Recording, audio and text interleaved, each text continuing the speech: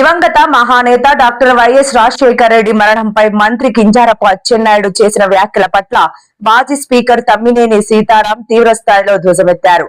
శుక్రవారం ఆముదాల వలస తన నివాసంలో ఏర్పాటు చేసిన మీడియా సమావేశంలో ఆయన మాట్లాడుతూ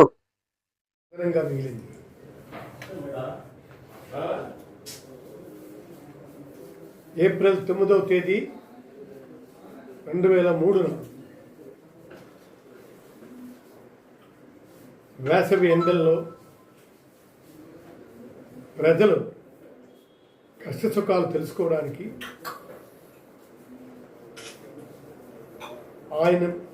ఆయన చేపట్టిన పాదయాత్ర ప్రజల హృదయాల్లో ధైర్యం నింపింది. నేనున్నాను అనే భరోసా ఇచ్చింది. అంటే అప్పటికి రాష్ట్రంలో వానలు లేక వర్షాలు లేక మండుటెండలో మొత్తం ఈ సంవత్సరం ఎలా మనం పండించుకుంటారా భగవంతుడా అన్నటువంటి రోజుల్లో ఆ సందర్భంగా రాజశేఖర రెడ్డి పాదయాత్ర ప్రారంభించారు.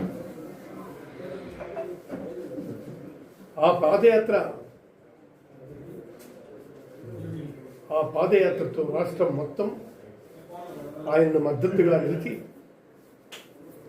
ముఖ్యమంత్రినే చేసింది.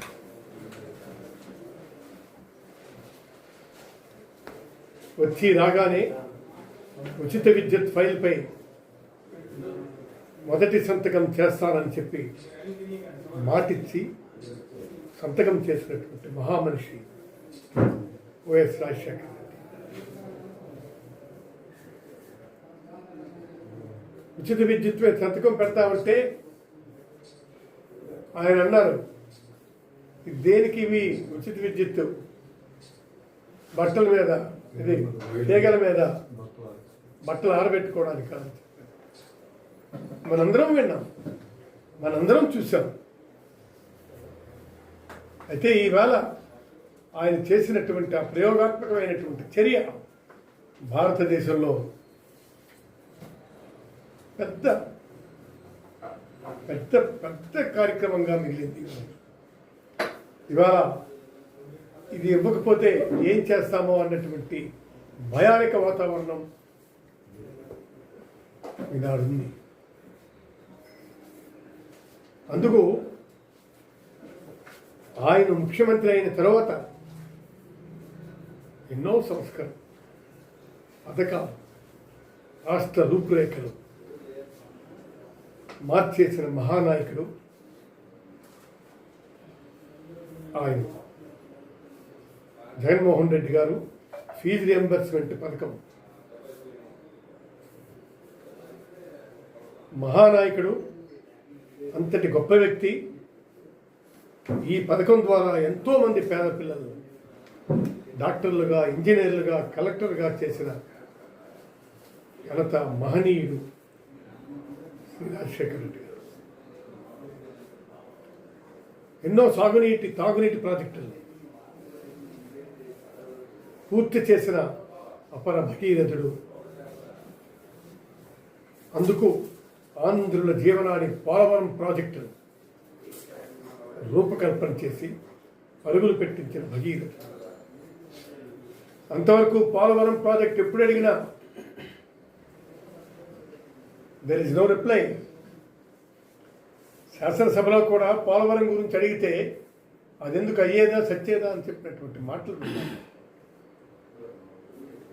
కానీ ఈయన ధైర్యంగా వచ్చి పోలవరం ప్రాజెక్టుని బ్రహ్మాండంగా కమిషన్ చేశారు. అద్భుతమైనటువంటి నడక నేర్పారు ఆయన. అంతటి పోలవరం ప్రాజెక్టుని కూడా ఆయన ఖచ్చితంగా సాధించగలిశారు. అలాగే ఎన్నో సాగునీటి ప్రాజెక్టులు పూర్తి చేసి అపర భగీరథుడు అయ్యి చివరకు ఈ పోలవరం ప్రాజెక్టును కూడా రూపకల్పన చేసి పరుగులు పెట్టించినటువంటి వ్యక్తి, అపర భగీరథుడిగా పేరుగాంచినటువంటి వ్యక్తి శ్రీ వైఎస్ రాజశేఖర రెడ్డి గారు విద్య, వైద్యం, వ్యవసాయం రంగాలకు ఆయన ముద్ర ఎవరు జరపలేనటువంటి. ఇవాళ అదే కాదు, ఎన్నో చేశారు. వీటిని జరపలేనటువంటి ముద్ర వేసినటువంటి ఘనత ఒక వైఎస్ రాజశేఖర రెడ్డి గారికి చెందిన. అయితే ఇవన్నీ ఒకవైపు ఉంటే మహానేత దివంగత ముఖ్యమంత్రి వైఎస్ రాజశేఖర రెడ్డి మంత్రి అచ్చెన్నాయుడు చేసిన దిగజారుడు వ్యాఖ్యలు మనం చూశాం. అసలు ఆయనకి ఏం తెలిసినది? చనిపోయిన వ్యక్తిపై ఇలాంటి దిగజారుడు వ్యాఖ్యలు చేయటానికి సిగ్గు ఉండాలి.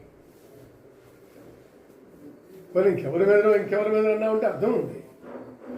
ఈ రాజశేఖర రెడ్డి గారి మీద నువ్వు అనుచిత వ్యాఖ్యలు చేశావంటే దాన్ని ఏమనుకోవాలని చెప్పారు.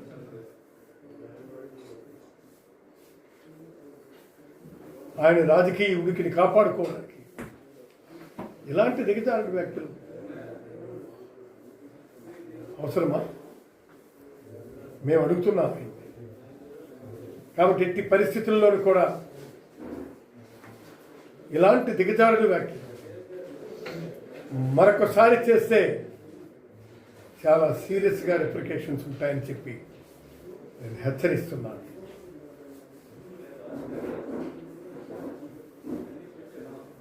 నాయుడు మరణంతో నీ హస్తం లేదా? ఆ రోజే అన్నారు చాలా మంది. Watching CTV News. For more updates, do subscribe and like, comment.